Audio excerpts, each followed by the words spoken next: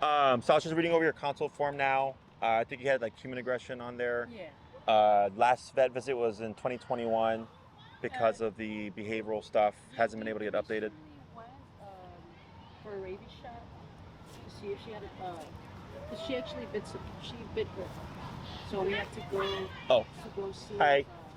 I guess if she had rabies, but obviously she didn't. Okay, So now we have to go back to see if she can get her rabies shot soon. I see. Did they attempt anything with trying to give a shot or Uh, next week. next week? Okay. Um, so explain. So you're the one that got bit. Yeah, yeah. Can you explain what happened? So, I mean, she's been guarding our closet, like in the bedroom. Okay. At night, like in the morning, we live in an apartment and it's really noisy, like traffic noise, and it bothers her. Okay. So she goes and like hides, I guess, the quietest place. Yeah. But it's never been like the whole year we've been there. It hasn't been an issue where we're like able to go into like the closet at times. It's not a problem even in the mornings. I'm usually by myself with her in the morning. But like a month ago, I went into the closet and she tried to like bite my foot. Okay. And I mean she stopped. And I was able to like tell her to stop, and she like completely stopped, whatever. So then I kind of went back to like hand feeding her meals, and I mean it didn't really do much. But then, literally a week ago, I was leaving to work. The last 2 weeks ago. Sorry. I was going out to work, and I went near the closet, and she just came out and started biting me. Okay. And I couldn't get it off. How many bites was there? A lot. It was like all of this, here. She got me here, and I had her like kick her off with my foot, so she got me there too. Yeah. Okay. So serious. Yeah. Other than these, so that was the first time that you were able to get her off. Yeah. And then the second time, has there been any other instances of aggression? So So over a year ago, we've noticed that it's when it's a big change for her. Okay. So 2 years ago is when we moved out, and she was by herself longer than normal. Okay. I was living with her with my parents. Okay. And then I noticed that she would get a little upset when I would go to work. Then that one time, it was my fault because I normally would kiss her or whatever when I lived with my mom when I would go to work. I would kiss her on the head, whatever. That day I grabbed her and I tried kissing her, and she actually got me on my lip. So I had stitches. I see. 2 years ago. I see. So then I changed my schedule for her. I stepped down because I used to be an assistant manager. I stepped down, made my schedule 5:30 to 2 p.m. Okay. And actually, you can tell there was a little bit of difference in her. She was happier. There was no aggression. Obviously, she would bark when she would hear people pass by. Normally, that would be it. Okay. But now that I started working more, she started to get a little bit more aggressive. and then also one of our dogs died too. He was an old dog, So I don't know if that played a big part as well. This was all similar to when you got bit, like around, same time frame, or? Like late July. Okay. Yeah. So a couple of months ago. Yeah. I see. Okay. Does she have any dog friends, or is she dog? That was her only. That was her only dog. She used to play with dogs when she was a puppy, but she had a couple bad experiences with dogs. The biggest one was probably one with her friend's dog. I guess he had a bad experience with a dog. Thankfully, he had a muzzle, so she was trying to sniff him. She was younger. She was trying to sniff him, and he jumped on her. Yeah. She was crying, and we couldn't get him off her. Okay. And then since then, I jumped on her aggressively, yeah, like snarling yeah. stuff. I gotcha. He's a German Shepherd, so he's a lot bigger than she. How old was she at the time? She was like 6 months. Okay, so yeah. Okay. So we have the nip here, or the bite here. Then you had an attempt a month ago, and then a bite attack 2 weeks ago. When that happened, around that time when she got bit, she would also not let me take her out. She would like put a leash on her, so she would try to bite my hand. So there was a couple times that I had nips or bites on my hand. Were there punctures on those bites? Yeah. Okay, but you didn't have to go to a doctor or anything? No, they were like minor. Okay. Like were the indents, or was she actually getting you? It just wasn't. Like actual punctures. Okay. Okay. So what motivated you now? So I tried to train her when she actually bit me on the lip. Okay. But it wasn't like a place where you would take her and there was multiple people. She was training at her house. She had a couple of good reviews that I saw. But I don't know, I couldn't get to her. Yeah, she was training, I believe, more than puppies. She would say that she was training aggressive dogs as well. And she actually stayed with her for like... The trainer was? Yeah, she started getting scared of her. She would ask me to go over there to walk her. So apparently she had better days when she would see me. So every here and then I would go see her and walk her and play with her. Then I would take her, and then I believe after like 2.5 weeks of being with her, she actually called me to pick her up and maybe do a one-on-one. Then she kind of just ghosted me. So, okay. Yeah. So like you tried to do like a board and train, it sounded like? Yeah. Yeah. Okay. And it kind of helped, like with that. It helped in a way that I believe she thought that I gave her away, so she was like appreciative of like being back with us.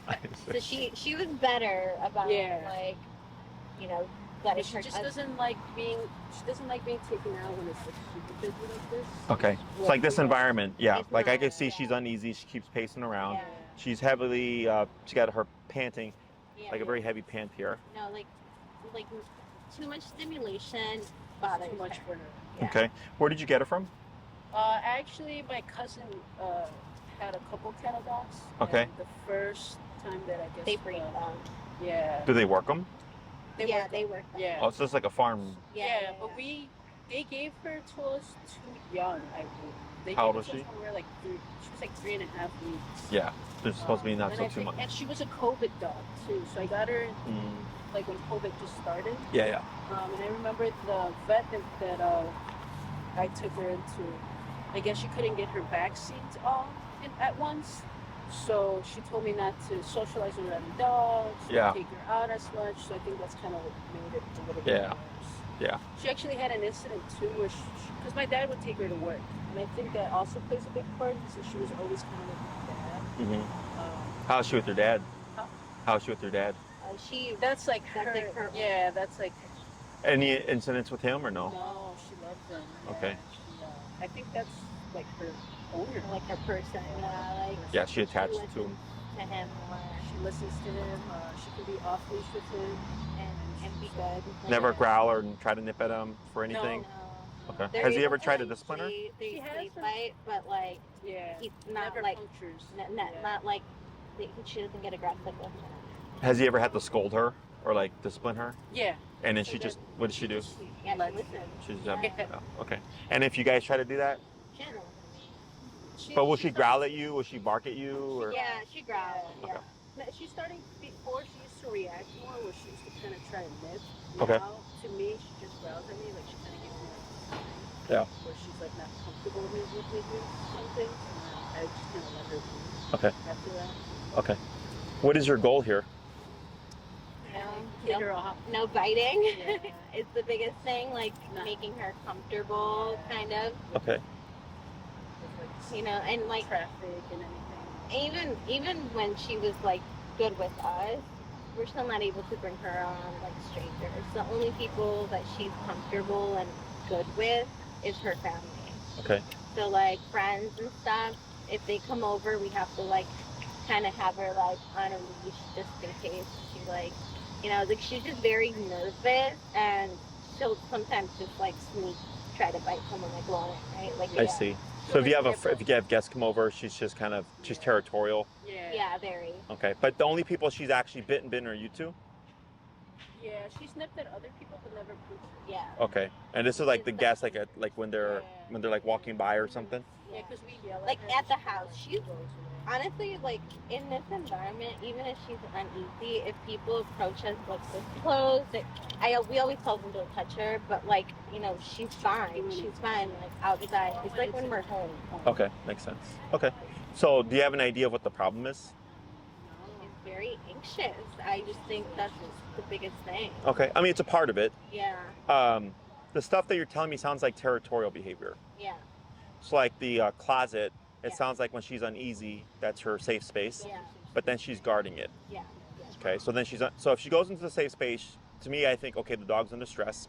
Right. Because she's under stress, and when you enter the space, that stress has got to go somewhere. You're the target. That's how I would interpret that. Those interactions with you.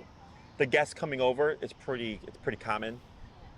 She's also a herding breed, Yeah. which is why I asked, is she from a breeder? And you said they're bred to work, right?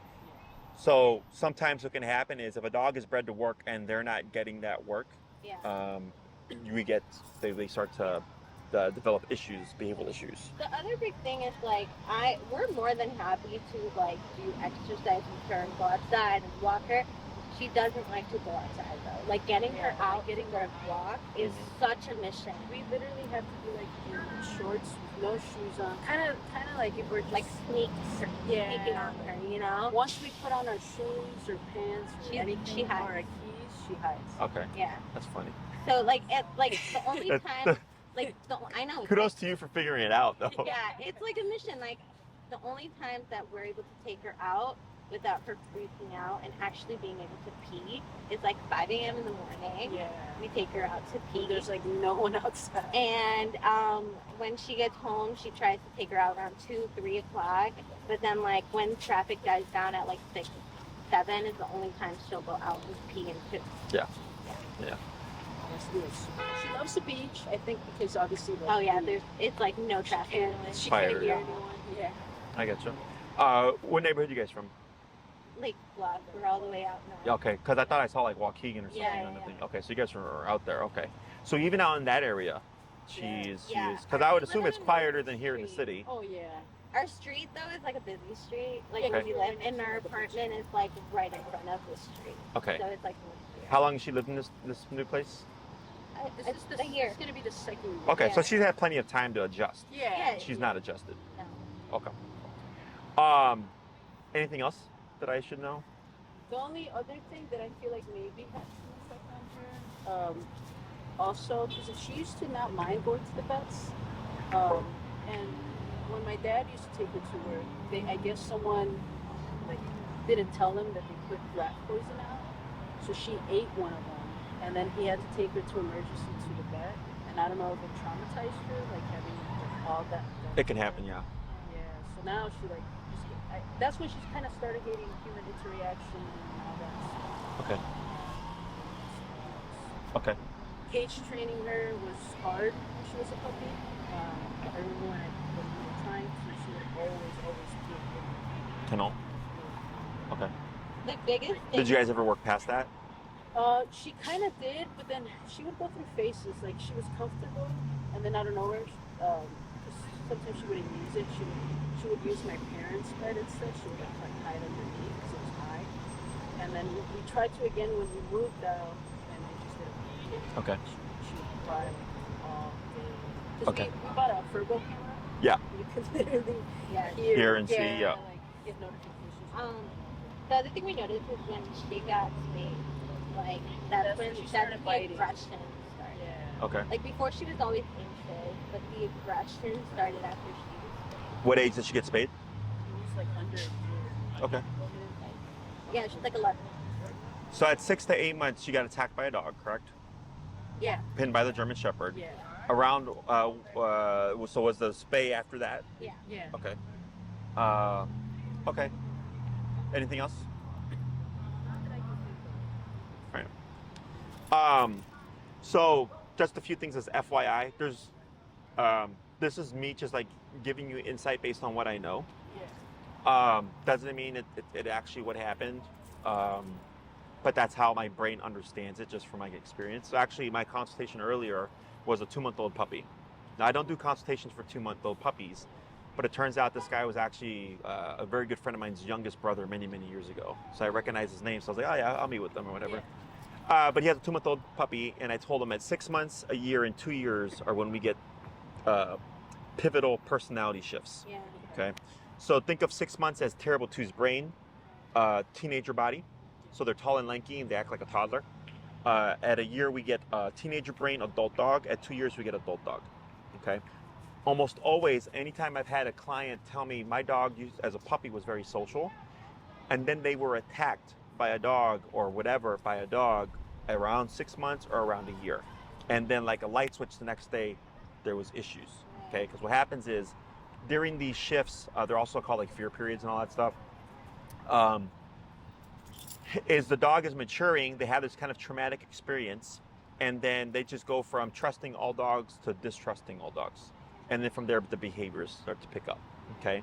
In your case, we had that happen around kind of that time frame, and then you had a spay happen afterwards, right? And it's funny because he also asked me, he was like, have you ever had a dog get spayed or neutered and then they have problems afterwards? And I go, I have, but it's super, super rare.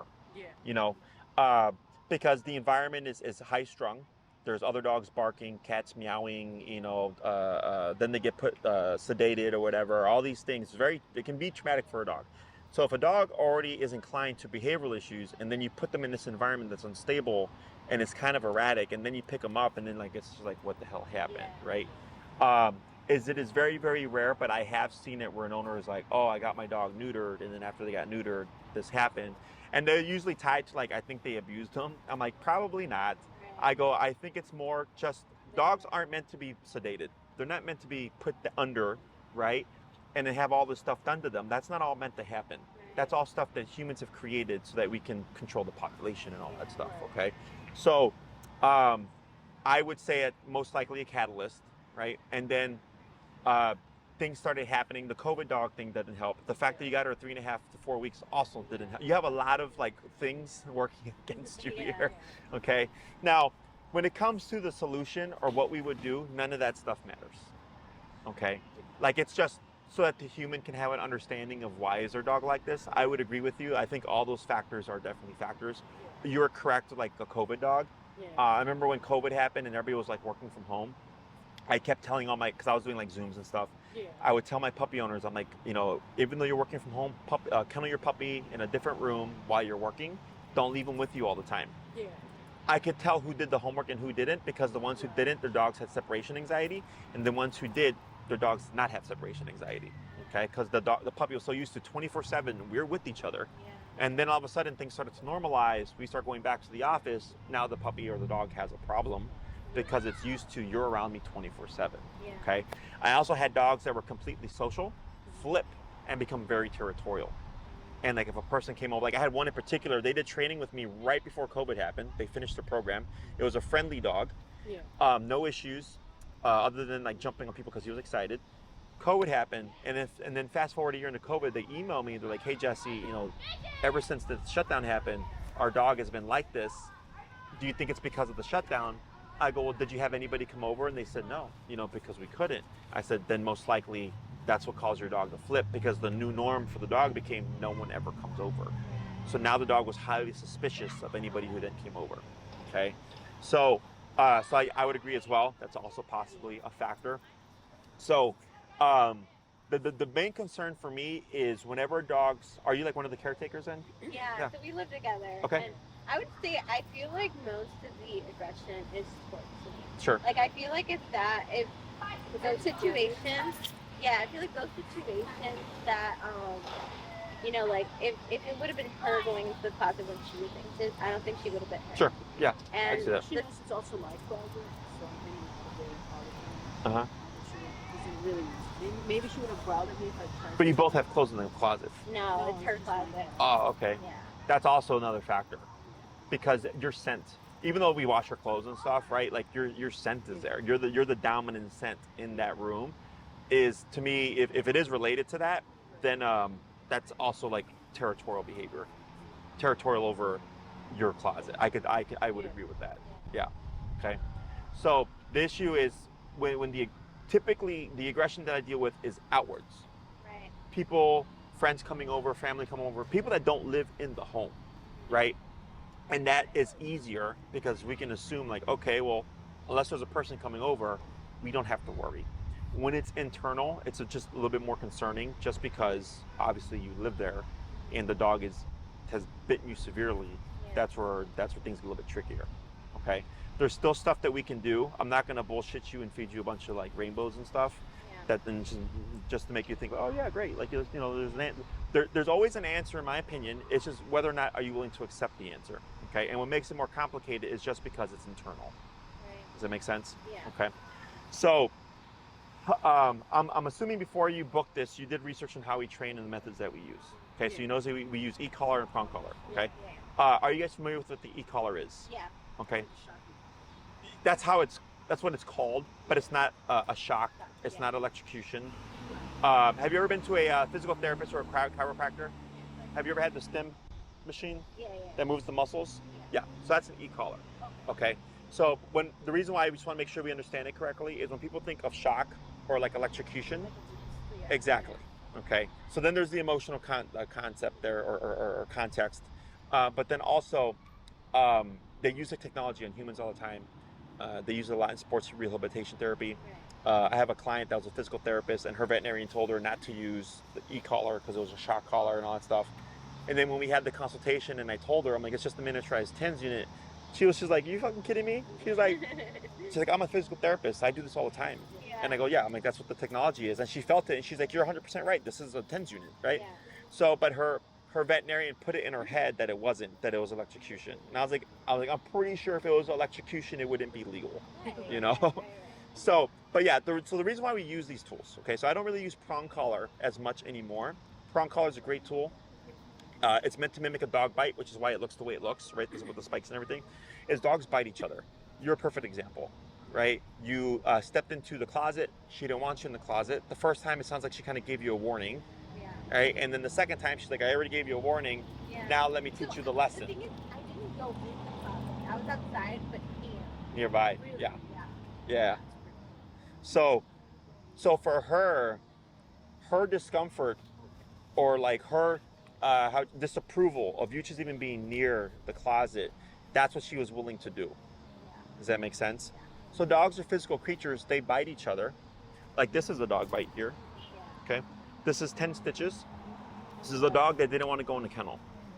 Okay. He wasn't aggressive. He still comes to daycare. He still comes to boarding. This is the first and only time he's ever bitten somebody. This happened September, October of 2019. Okay. So not an issue since. Okay. So he just got spooked. I was trying to load him in the kennel. He got spooked. He got stressed out. He didn't want to go.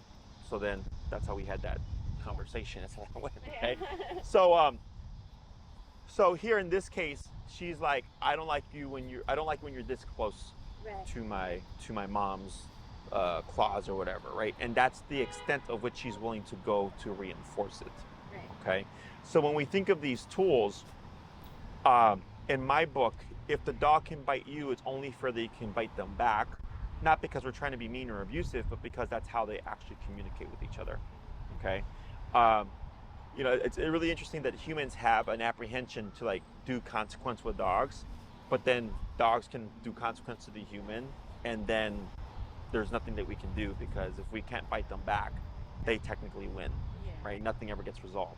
Earlier when you mentioned like there's things that you can push and then she'll kind of growl at you, and you don't push it, what are you essentially reinforcing there? Right. And I understand. I'm not saying no, just make her do it, because you would have to do it correctly and all that stuff. But essentially she is controlling you in the situation because she's saying, hey, I'm growling at you, and if you want to see, fuck around and find out, you can keep pushing, right? So when we deal with the aggression stuff, it's not about making her comfortable. It's making her learn how to deal with the situation, but then also learn that aggression isn't exactly, okay? However, with the human, we can have conversations, right? You can see a therapist and like anger therapy, anger management, all that stuff, right? But dogs don't do that, okay? So if you were another dog that walked by the closet and she went to attack that dog, what do you think that dog might do in response? Exactly. And they would have a conversation. And that a conversation would be a fight, and one of them would win, and one of them would lose. That's how that works. Does that make sense?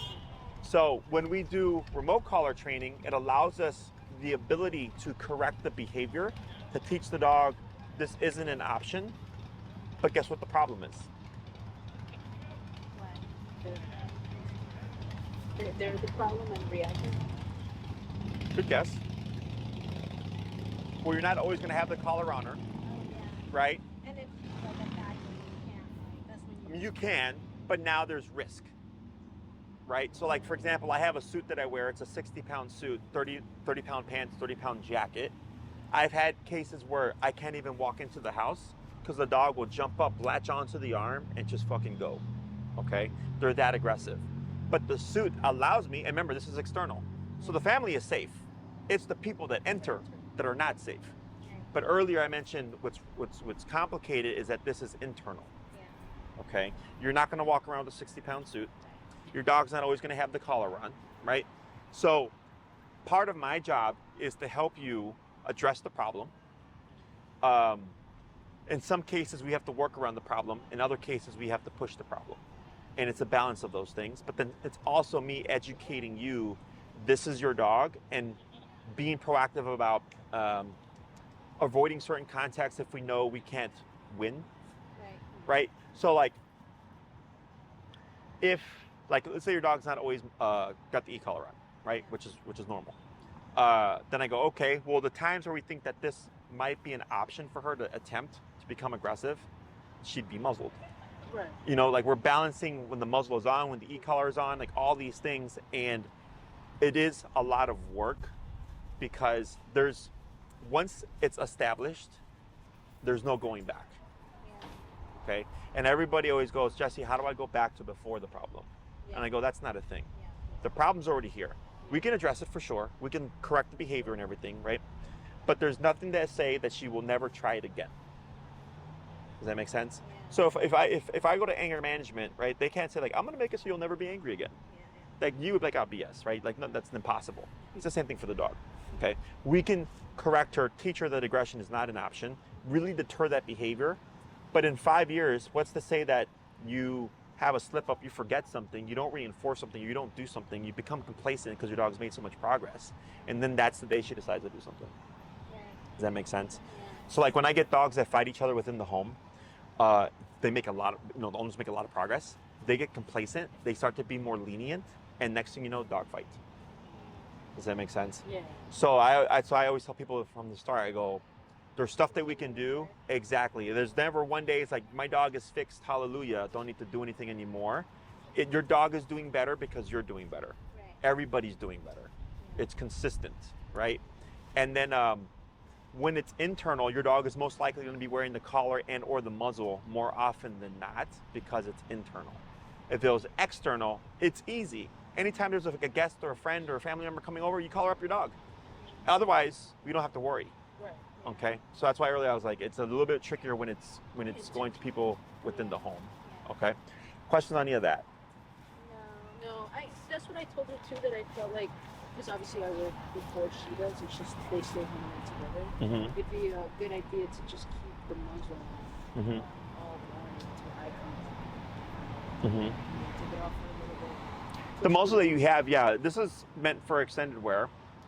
So like we get dogs that come to my facility that are very aggressive, and I'll tell the owner up front, I was like, this dog is not going to be unmuzzled until my staff feels comfortable, because my staff are the ones that have to handle the dog. Right. And if one of them gets bit, now I'm down a staff member. 2, if the dog bites a staff member really bad, staff member may not even want to come back. I put a lot of work into training these staff, right?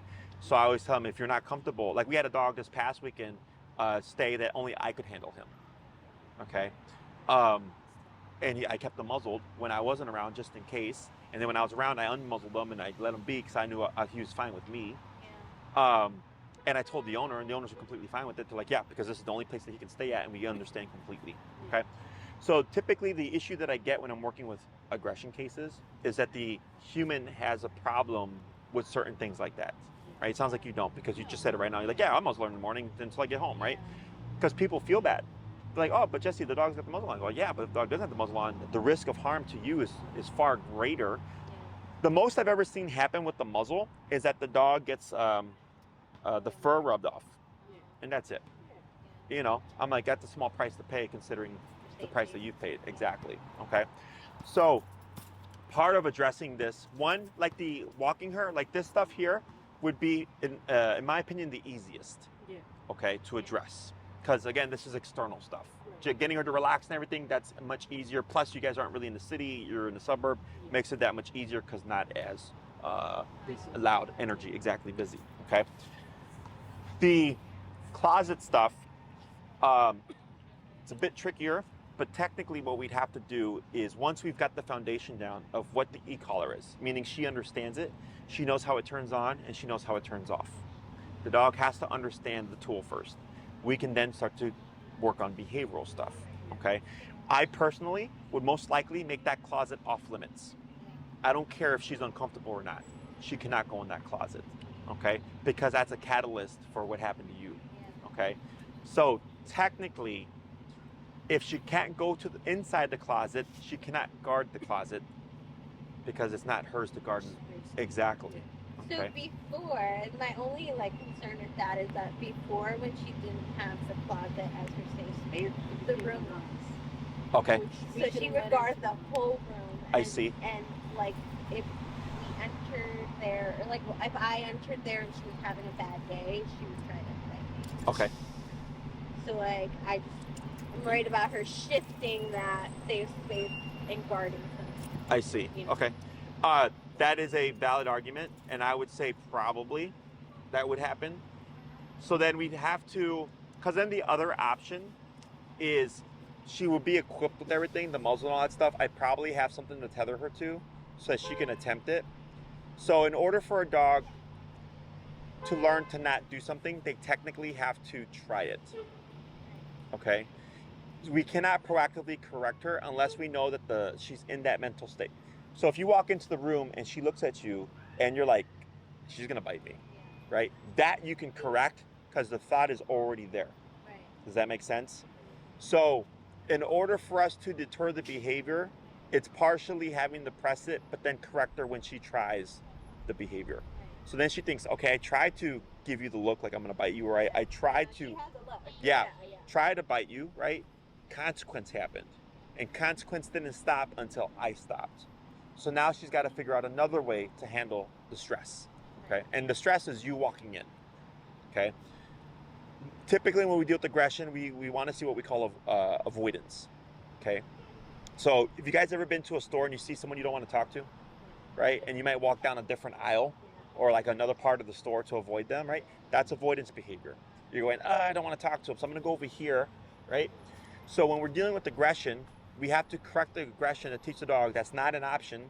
So then avoidance might be she sees you entering the room and then she might go and like go in a corner and like give you her back while she looks at the wall. Okay, or she might even just leave the room entirely because she's going, when you enter, I get stressed. I'm uncomfortable. I've learned I can't attack you. So instead, I'm going to leave the space. Okay, so we all have responses to danger or stress. Fight or flight are always the first two that we think about, but there's fight, flight, avoidance, submission. Okay, so if you're in the house and the dog can't really run or escape you, really the dog's going to jump to avoidance. So if we're dealing with a dog, for example, that's leash reactive, which is jumping and barking on a leash at a dog or a person, if the first two options are always fight or flight, if the dog is on a leash, which one of those is not available? Avoidance. Not avoidance. So if we're dealing with fight or flight first, flight, because the dog is on a leash. So then the dog will resort to fight, right? Once we correct fight, the dog goes, I can't fight the dog, I can't run from the dog, now I go into avoidance. So they'll see the dog, they'll go, I don't like this. Exactly, they'll look away, okay? So now the dog learns there's another option to the stress that I feel other than fight or flight, okay? But the dog has to have an aversive in the moment while they're performing the behavior in order for them to start to open up to another response. Is that making sense? Yeah. Okay. And this is the trickiest part because, like I said, muzzle in the morning, all that stuff, I agree, right? But then one day, if the muzzle slips off, right? Or like, let's say you took it off for a moment and you just happened to be walking by in that 1 minute that she happens to have her muzzle off, that's where there's the cause for concern. She has no problem. It's only when I'm by myself. Okay. All right. So we have more of a context. I gotcha. Okay. So then it's just figuring out a balance because my job is to make sure that this doesn't happen again, but also address what's going on with your dog. Yeah. This stuff, the obedience stuff, not a problem. Yeah. Walking her outside, not a problem. When you said if you try to pull her away, that's there's some attachment there. We'd have to use a muzzle there, but that we can technically correct. Okay. Now the issue is I cannot make her like you taking her from her. Yeah. Does that make sense? So if part of the problem is when I go to leash her to take her away from her, Is that when the nipping happens? Is that correct? No, it's like when I try to leash her. It's only as long as I'm not home, that's when she has a problem. Yeah. Okay. If I'm home, she has no problem. So we I recently see. bought this. We were like a good place for a long time. Okay. But I still I wasn't. think we got too lean. Yeah, but I feel like we got like to a good place, but I still wasn't comfortable like getting like a leash on her collar, like getting that close to her face.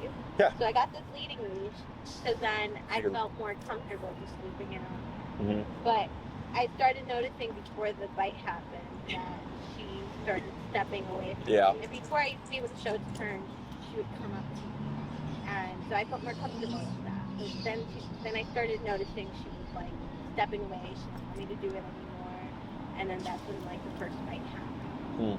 Okay. Yeah, and like for the most part, I'm probably the one that like is with her like a good portion now that she's working more. Yeah. So like I feed her most in the morning and most of them in the evening too if she's like at work. And like I also take her out first in the morning and then like for the most part like a couple times at night, right? Okay. But the big change was me working. Yeah. So just don't work. Get me Right. 5:30 to 2. And now I'm working 5:30 to 2, and sometimes I go to my other job, which is 5:30 to 9.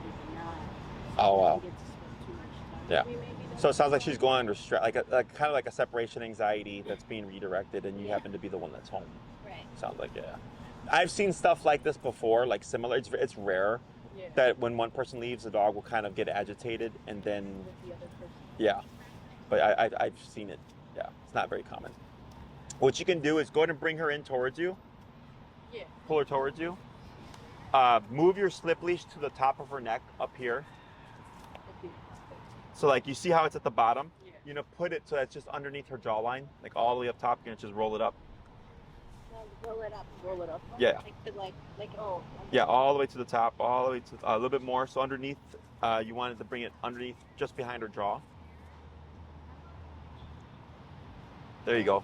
So what you're gonna do is, with your left hand pull up, with your right hand push down on her hindquarters. Will she let you do that? So up on the leash with the left hand, down the hindquarters with the right hand. Push. There you go. Good. Now relax. Every time she gets up, I'm gonna have you repeat that. Okay. So, okay. Are you guys trying to do in-person training or like a board and train? What are you trying to do? What do you think is best? Because people In person. tell me in person is Yes. a little bit better. It's a lot of bit better Yeah. because She seems I already know how to deal with this. Like as a skill-based as a handler, Yeah. this is you guys having to learn how to deal with this, right? Right. This is actually my first dog. I see. With board and trains, and like a lot of trainers will upsell board and trains because it's more money and it's easy work. I agree 100%. Like for me, it's more money, easy work. Okay, but one, we may not even see the problem because she's in an unknown environment. Okay, like when we get dogs that are resource guarders, like with food, we'll tell the owners up front, like we may not see it. We'll try to recreate it, but we cannot guarantee that we'll see it. And like I would say 90% of the time we don't see it unless it's actually it's a severe case of resource guarding, because at my daycare, at my facility, it's very structured. I run a quiet kennel, so there could be 60 dogs and there's no barking. Okay. Most facilities, it's a lot of barking. So the dogs are under stress from the barking, right? So right away, it's boot camp. So the first time she acts out, she's being corrected. And a lot of times after that, the dog's like, all right, because it's their first impression. Okay. Here, exactly.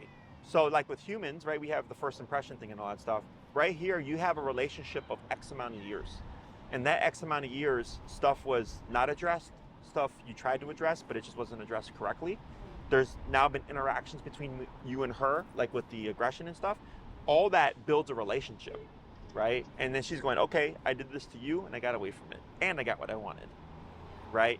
And that's what needs to be fixed. That's what needs to be reversed. And she's got to go, okay, wait a minute, now you're the one that's biting me. But if you give her to me, we do all the training stuff, right? Your issue here is behavior. If it was just like our dog is nervous walking outside and stuff, it's a bit easier because it's like, okay, yeah, sure, like, exactly, right? But when it's like aggression stuff, if it's human aggression, I always tell people do it yourself. If it's dog-to-dog aggression, still easier, okay?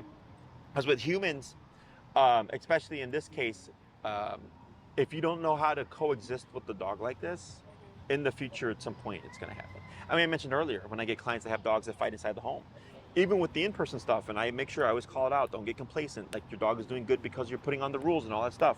People get complacent. It's inevitable, and then sooner or later, like something's going to happen. I think in the past, since 2020 at least, because I had a lot of internal cases, I probably had about 10 dogs in the 10 families who had dogs in home fighting, and probably I think like 8 of those 10 got complacent, and another fight happened, and then 2 of them were really good about keeping it. Okay, so the pros and cons in person, you learn a ton more because I'm coaching you with your dog. Okay, there's stuff that I can try to do, like the touch stuff, to see if she gives me any aggression. My client that I just had with, before you guys was a dog that's aggressive towards people. She wanted to do a board and train, but I told her you don't want to. You want to do an in-person, and we're making good progress with her dog. Okay, because I do the exercise. The dog tried to bite me. We corrected it. The owner saw how it worked, and then now she's going off and trying to do it on her own with like her friends and her family and stuff. Okay, so I can do some of the stuff with you, so we can experience it. You can learn how to correct it, how to control it, and then you have to go and essentially recreate it. Okay, behavior takes the longest to address. Obedience is very easy. I know what I can get done in a period of time. Okay, but this is more of a behavior case than it is an obedience case. Yeah. Okay, so the pro is you learn a ton more. You show up with your dog. I walk you through everything. Okay, I very rarely ever have to interact with the dog. Okay, I'm also not going to get scared of your dog. I've worked with 150-pound human aggression cases. That's why I have that 60-pound suit. I also have a sleeve that protects me. I have a lot of stuff to work with the aggression stuff. Okay, the issue always is just like, okay, we need to recreate this, and that's where your muzzle comes into play. You guys are already a step ahead in the fact that you're already using a basket style muzzle. So kudos to you on that, because that gives you a lot of gray area to work with. Okay, so the obedience stuff I'm not worried about. Bring her in. Yep, pull. Up on the leash, down on the butt. Very good. Is e-collars a stressor, right? What is your dog's stress response? Fighting. Yes. Okay, yeah. Yes. Okay. So anxiety and fights. Is you'd most likely see an increase in the behavior within the context. So as we're trying to do the e-collar training, I would expect her to try to like bite the leash. In some cases, the dog may even try to bite the handler. Like I said, you're already a step ahead because you got that muzzle. Okay. We have to work through it in order for the dog to learn, okay, I got stressed out. I tried to do my biting stuff. It didn't work. The stressor kept happening, and it didn't stop until I caved in and gave them what they wanted. So as long as I go with the flow and I don't try to fight back, life's a lot easier. The dog starts to learn fight is not going to get them what they're looking for, and that they don't need to. Okay, we have to work through that stuff in order to make progress. If we don't, you're stressing your dog out for no reason because you're not helping her progress. Does that make sense? Yeah. So I've seen at this point in my career, I've been training dogs for 12 years. I specialize in aggression and reactivity. It's very rare that I get thrown for a loop now with the dog. Okay, so I'm here to work you through everything. I coach you through everything. If needed, I will step in, but I try not to because I don't want the dog to relate anything to me. I want the dog to relate everything to you. Right. So if you're the one that's training her and she flips out and you work her through it, it's tied to you. Right. Before, I used to train the dog in front of you, work through all the problems, and then give the dog back to you. Like nothing happened. Exactly, because I did all the hard work. So then the owner, one, didn't have the hands-on experience of what to do, but then also the training wasn't tied to them. So I started training this way because of COVID. No one wanted me coming over. No one wanted me to touch their dog. So I came up with like social distance dog training. But then people enjoyed it so much because they're doing everything themselves that they retain it better. They learn a lot more. That I just kept doing it. Okay. So, but that's just a heads up to you is that the e-collar is a stressor. We're going to see an increase in the stress response, but we would walk the dog through it in order for her to learn, oh, I don't have to do that. Like, I don't have to be aggressive. There's other things that I can do to handle the situation. And we try to build on that. Okay. This isn't really about making your dog comfortable. This is teaching your dog how to handle discomfort. Yeah. Does that make sense? Yeah. Like right now, she's uncomfortable. Oh yeah. And I've given you just a very small little tip, Yeah. right? Which is telling her what to do. Right. What are you telling her to do right now? That- Just relax. Yeah, relax, 100%, right? For whatever reason, she's like, this freaks me out, right? Right. Are you freaked out? No. Are you freaked out? Am I freaked out? So there's nothing to freak out about, Right. right? So that's what the dog is learning. So we're just giving a tiny bit of direction of just going, relax. Yeah. We're not saying sit, you're just going, relax, Yeah. right? So now she's going, all right, I'm looking at everybody else. Everybody seems fine, even though I'm stressed. That's okay, right? But she's learning nothing's happening, okay? But with the e-collar, what makes it such a powerful tool is we have something to deter the behavior. Right now, we don't have anything to deter. You're just doing this. Right. But in 2 minutes, she's probably gonna get up and do it again. Yeah. And you can do it as much as you want, but she's gonna keep getting overwhelmed. But with the collar, she'd want to avoid it, okay? Because I was spanked growing up. I was raised old school, okay? So if I didn't want to get spanked, I didn't do certain things. Yeah. Does that make sense? So even though your dog is anxious in the environment, she's not doing anything bad, okay? I understand that. But we need something to deter her from wanting to cave in to the anxiety. So if I use the collar to correct her back into the sitting position, she's like, all right, shit, I'm very uncomfortable here, but I know if I break position, this is gonna turn on, and this is concrete. I feel this is physical. Yeah. This is emotional, this is mental, okay? So the way I explain it is if you ask like me if I'm more scared of a serial killer or a ghost, I'm gonna say serial killer, because that's concrete, that's a physical thing.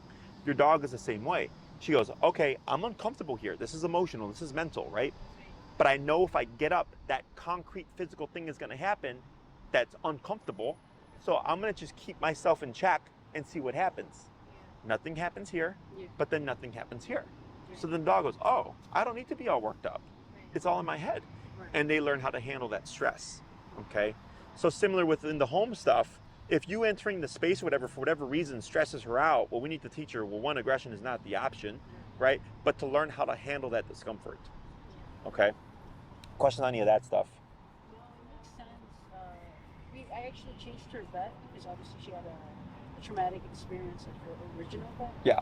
And she had it. I'm assuming we were sitting. Yeah, I took her with the muzzle, and then we were sitting in the room for an hour before we got checked. She got looked at, and she even took treats off the lady. It's something And she she doesn't do normally when doesn't do. she's If she's uncomfortable, she won't take anything. Yep, makes sense. But I think that kind of made her a little bit more confident in being around. And you said you were there for an hour?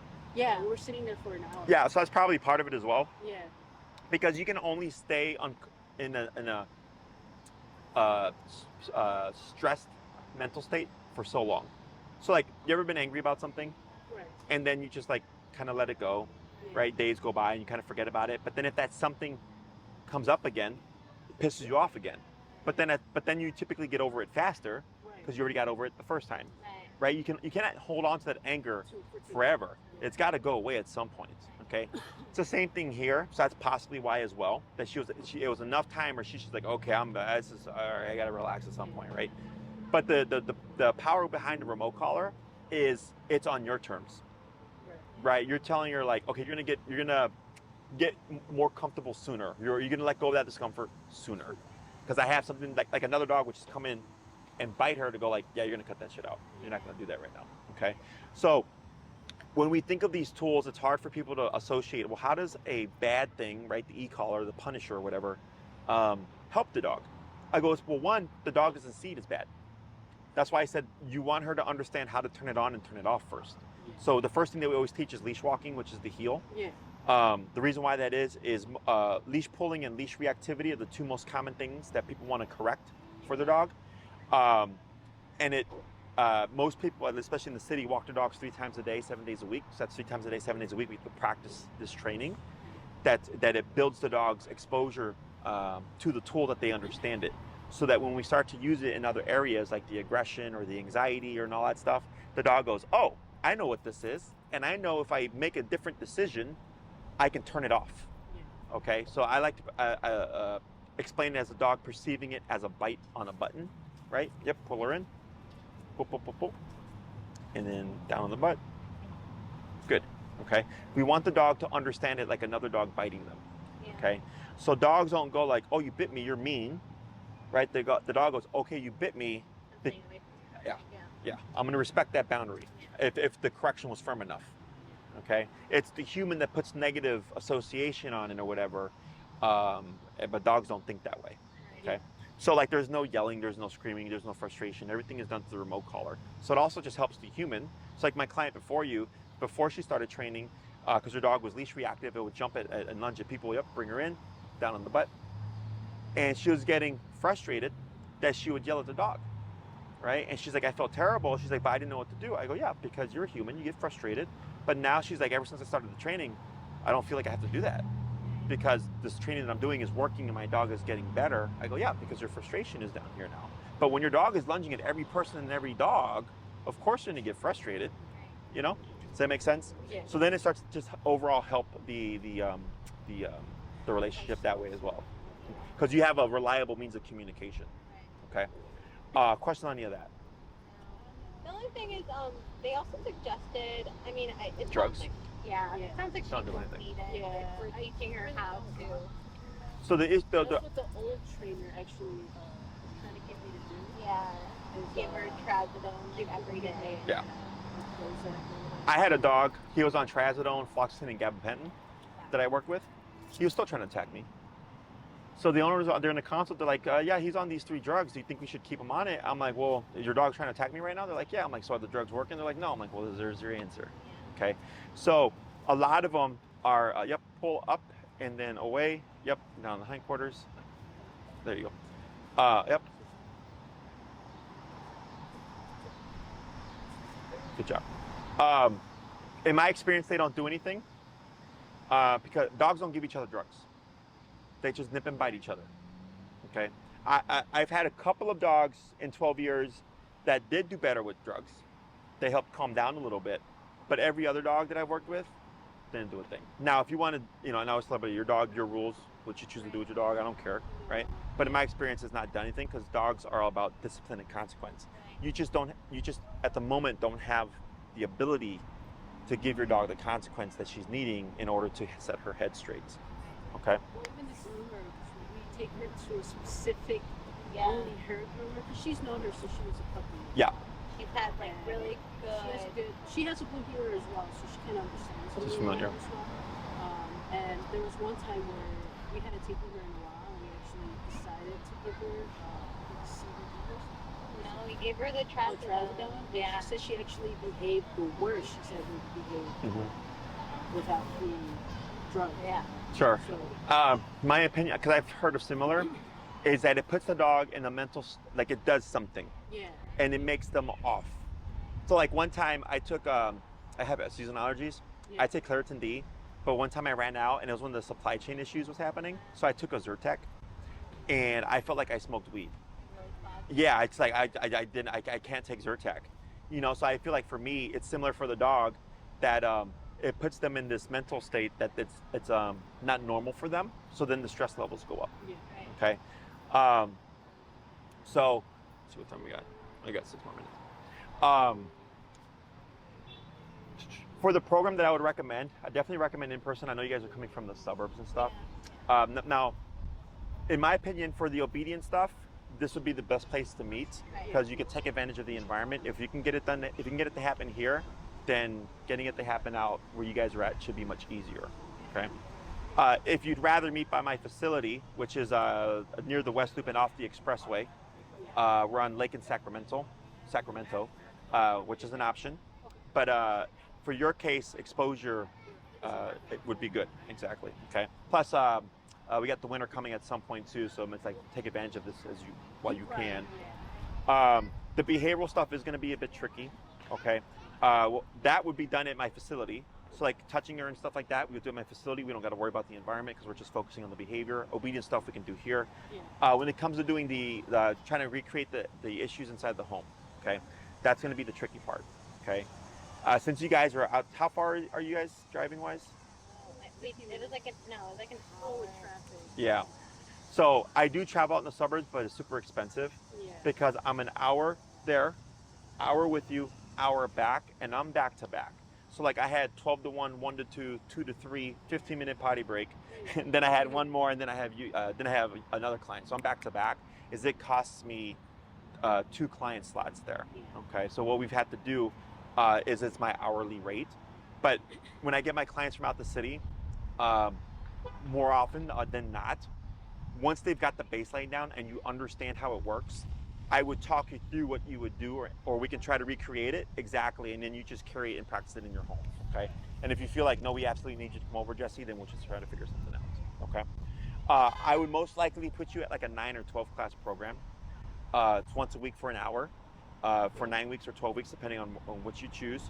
I focus on the stuff that I know you need, in this case, behavior for sure, but there's other things obedience-wise that have to happen to help her understand the caller, okay? The longer of the program that you choose, the more time we just have to work on stuff. The shorter the program, I really just kind of cut things out, okay? So like I wouldn't suggest a 6 class program, that's too short here. I would do at least 9 or 12, 12 is the max anyways, okay?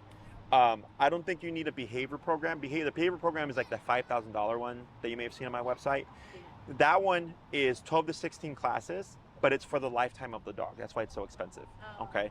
So we would still have the 12 to 16 classes, get all the same stuff done, make sure that she's off leash trained. And then I would say, you know, thank you for your business. Let me know if you need anything. 2 years later, if something happened, you could call me up and say, hey, Jesse, we had this happen. Can we get some classes with you? I assess the situation. I say, you know what, I think you need 3 or 4. You don't pay for them. They're included with the program, okay? If you're doing like the 9 or 12, the fixed rate, you're paying for 9 classes, and then once we use the 9 classes up, if you need more, you would pay for more in the future, okay? So the really expensive one is really if you just want kind of like a warranty, exactly, if something happens, it's covered. You're not always having to invest in more classes. It's completely up to you. But at some point, after the set, you know, there's a cap to it at some point. It's not like forever we're meeting, right? But it's like if something happens in the future, you can come back. There's no extra charge for that, okay? And it's for the lifetime of the dog. So the dog that I mentioned earlier that only I can handle, I trained that dog 12 years ago. It was one of my first aggression cases. And that's back when my aggression programs were $1,200. Okay, it was super cheap back then because I had just started. But I still hold to it. That's the contract. I said, this is for the lifetime of your dog. And then so they bring them to me, and I'm the only person that can handle them outside of like just a few family members. Okay, so I put you around 9 to 12. Tina can send you the information on the e-collar that I would recommend, which we would get the black edition. Yep, bring her in. Good, lightly down on the butt. Excellent. The first 2 classes would be on heel. The 3rd class, we'd already jump into the behavior stuff. Okay, so we'd start tackling right away just to make sure that we're making progress on that, okay? I can only take you as far as you're willing to go. So things always get worse before they get better, okay? Because you're confronting a problem. Okay, it's not the collar making your dog worse. You're now confronting a problem, and the dog's like, and that's what's making it look, exactly, that's what's making it look worse. That's why we always have to push through that. Once we push through that, now we start to make progress, okay? I believe that there's always an answer. It's just whether or not it's an answer that the owner is willing to accept. So I've had people where I told them, you know, I think this dog should be muzzled all the time when they're going to be out the kennel because kids or whatever, and the owner themselves doesn't like that answer. And I go, if you don't like that answer, then I can't help you, because if we end up coming to that point, you're already telling me that you're not willing to do it. Does that make sense? So when I get the people that go, yes, Jesse, I'll do the muzzle stuff whenever my dog needs it, for however long they need it, with e-collar, blah, blah, blah, then I go, I can help you because you're willing to do all the hard stuff, okay? Yeah. Any other questions? No. Do you have any other questions? No. So Tina will follow up with you, or you can follow up with her. Ideally, both of you guys would be there for the training. Yeah. So we're all on the same page. We do record all the sessions and stuff, and I can send you the link so you always have it there as a reference as well. So in case you forget anything, you have it as a resource. Yeah. And then there might be a point where I don't see you regularly because behavior takes time, okay? Obedience is very easy, step by step, week after week. Behavior, however, you need time to like do reps, you know, screw up, make mistakes, you know, have experiences, positive and bad. And then you go, okay, you come back, we have another class, exactly, feedback, what we could have done right or what was done incorrectly, all that stuff, and then go off and do some more, okay? Anything else? Right. If there's anything that you may have forgotten to ask, feel free to let Tina know. If they pertain to me, she'll ask me, and I'll email her an answer. Otherwise, it was a pleasure meeting you ladies. Sorry about what happened to your hand there. Thank you. And if you need anything else, do let us know. Okay, take care. Enjoy the rest of your weekend. Thank you. Thank you.